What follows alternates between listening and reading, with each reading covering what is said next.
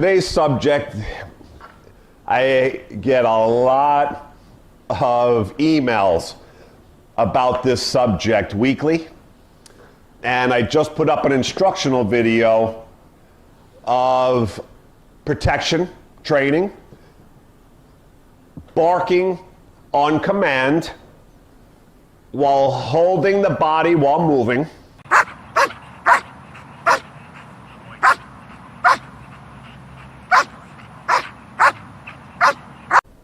but a lot of people struggle with getting their dogs to talk on cue. So,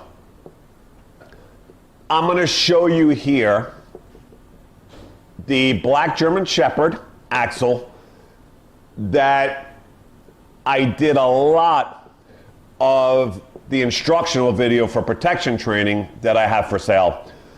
He's the majority of the video in showing how to teach the base commands of these high-level protection dog exercises.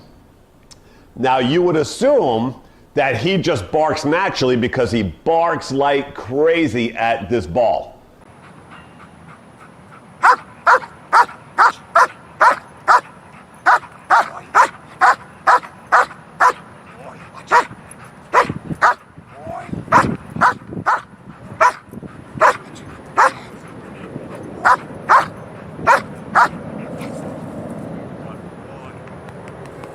So I'm going to use him just an example, just to give you an idea of how I got him to speak on command, because he did not speak at the ball in the beginning when I first started with him with this exercise.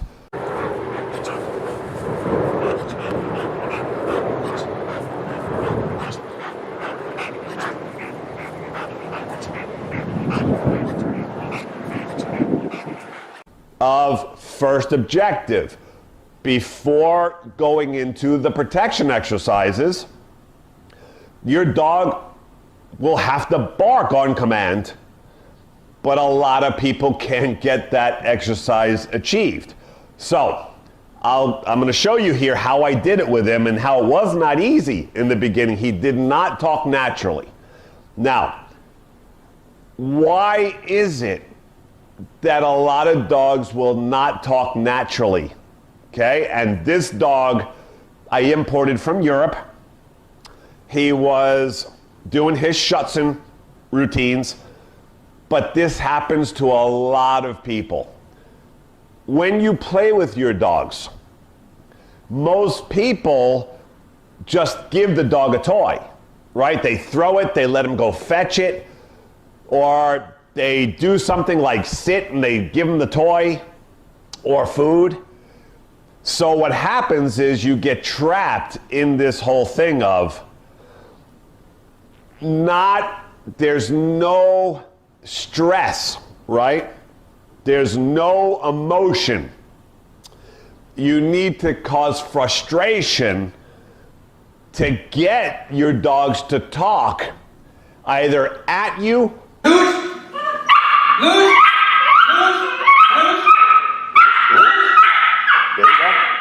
right? Or to something. Yeah. Luch.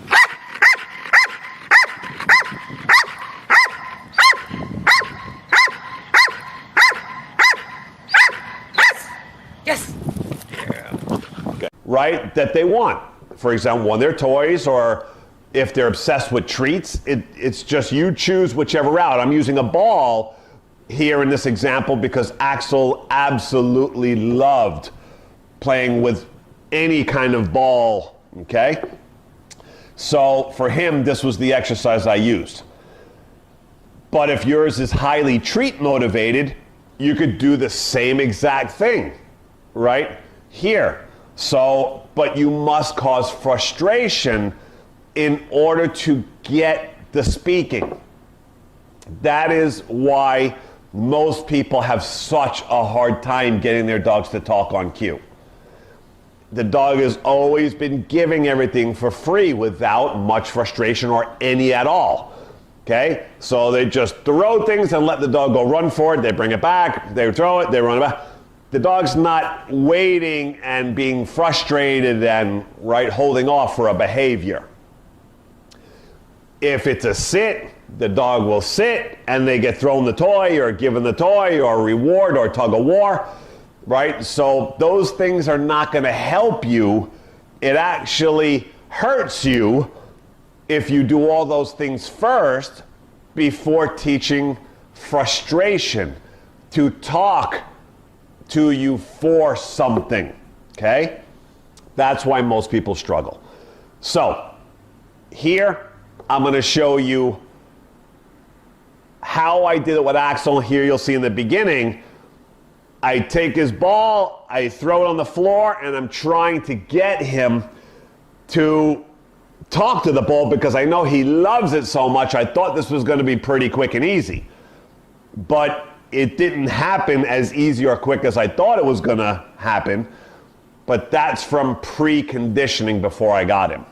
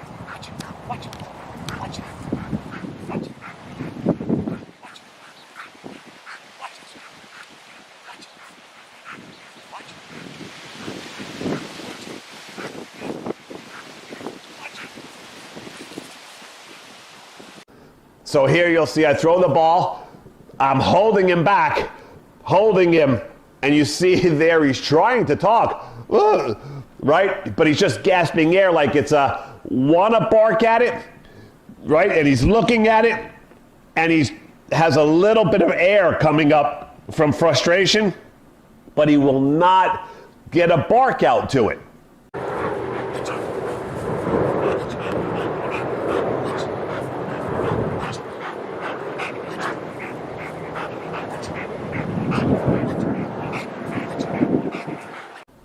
Okay, so there's many things here to consider. One, depending on the dog now, is he too close to the object, right, that he won't speak? So here I'm adjusting a little bit and I'm going to play with certain things to see what works for him.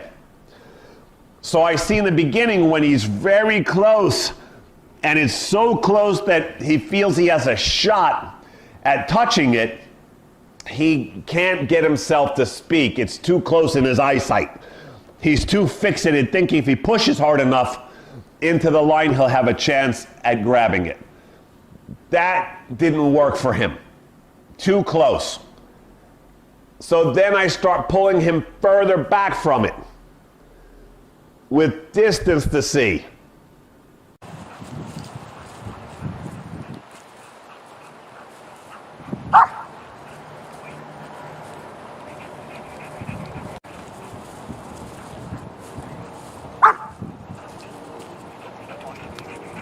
Now, okay, now I get one bark.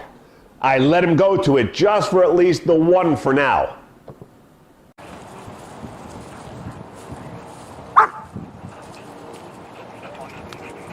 Okay, and then I'm holding him back. And then I start to get now multiples, right? I let him go.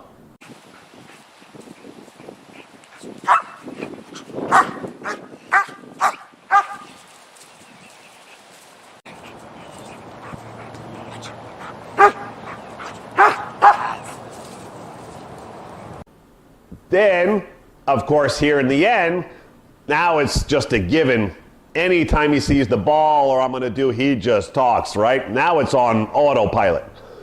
So here you see when we were doing the exercise without the leash on now, and I was teaching him to hold there next to the leg and bark at the ball, there, my piece of cake. It was rah, rah, rah, him jumping up and down next to me without a leash on, knowing he cannot pursue it and go towards it. Right now, the talk is on auto.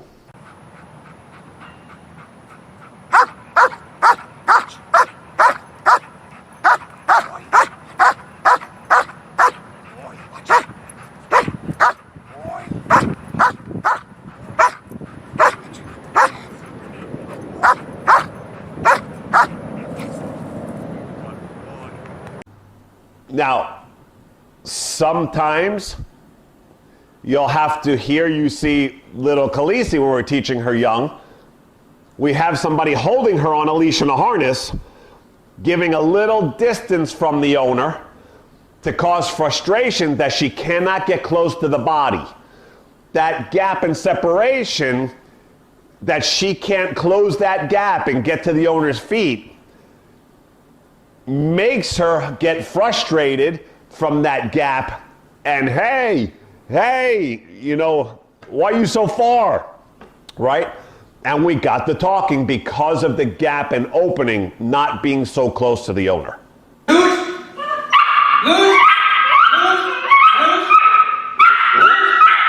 you go. Right? And backwards then. Right, uh-huh. Now, we want her to stand. So you're going to come closer. Right? Now, step back. Now.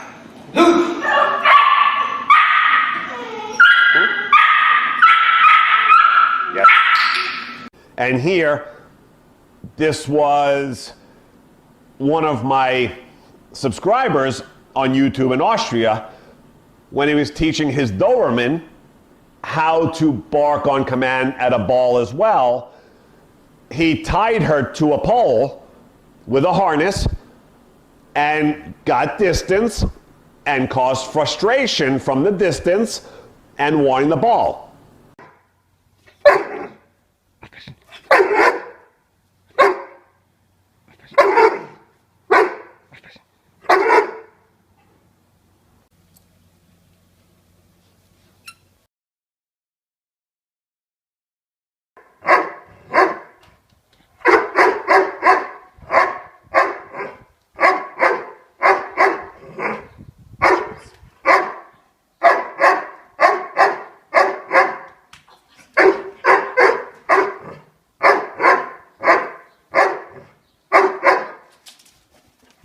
So most cases, distance is going to cause you the frustration that we're looking for to be able to get the dog to speak, right, on command and at the objects.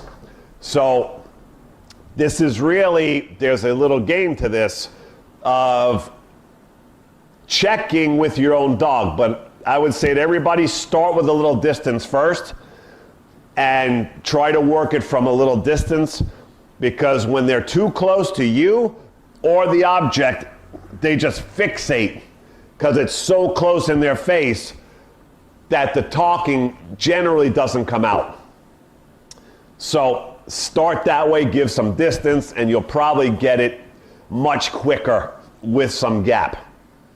And if anything, you're trying another little form is, I move the dog, I could kick the ball with my foot, make movement and stimulation, try to move them and keep some gap, keeping the toy moving, holding back and kicking it and making that prey drive. But you gotta hold again a little distance and see if that'll work. So there's many versions and different ways to try to get a dog to talk. Now here, just as a same concept, I'm teaching this dog that when the owner falls to the floor, to talk on cue. Good girl. Good girl. Yeah, good. Right? So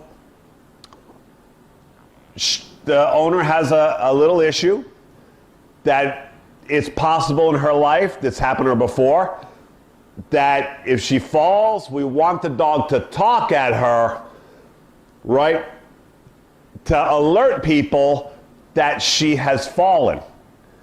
So the way to do this is we're teaching to talk at her, not away from her to people, because it's very difficult to teach externally, but same concept of frustration.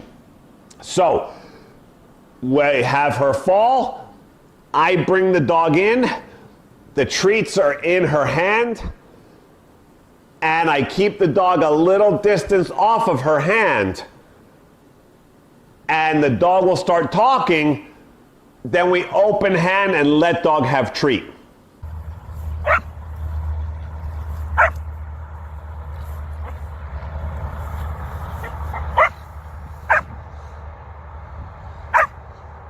Good. Good. Okay? Now this is an opposite of how we usually teach things, because for you guys out there, teaching your dogs how to bark at something for protection purposes or whatever, you always want to bring the reward to them after they speak. Okay? Whether it's treat, toy, they bark, either you throw something at them where they are, or you walk in and you give it to them where they are, where they're speaking. Not to close the gap, because then they're always going to be thinking pushing forward, and the talk will be delayed because they're always thinking they can push towards you for reward. So here in this particular case, we do the opposite because of the behavior that we want to cause in the end. Talking at her if she ever falls and passes out and needs help. So I'm keeping her off the dog because she's so used to getting treats for free that she wants to push to the hand, right? And just get to the hand and open it up and eat the treat without talking. Speak. Speak. Good girl. Speak. So I hold her off the hand that she can't get to it or close to it, and we get the talking. And in this particular case, the cue for the dog is when the girl's hand opens up, means she did it well, and the dog is allowed to close the gap and get the treat out of the hand. Speak. Speak. Good girl. Speak. Good girl. Speak. Good girl. Good girl. Yeah, good. Very good. So, doing this opposite of how we would do it with the public, with the talking, okay? Only difference. But I had to cause that little gap that the dog can't touch the hand with the nose to get the talking. Speak. Good girl. Speak. Good girl. Good girl. Yeah, good. Very good. Okay, if the dog got too close and tried all the time, it wouldn't talk. It just wanted to push the owner into opening the hand to let go without any talking. So there's many different variations of how to do speaking on command, depending on the exercise that you want done in the end, the outlook of the exercise, how it needs to be performed in the end. So till next time, Richard Hines, Miami Dog Whisperer.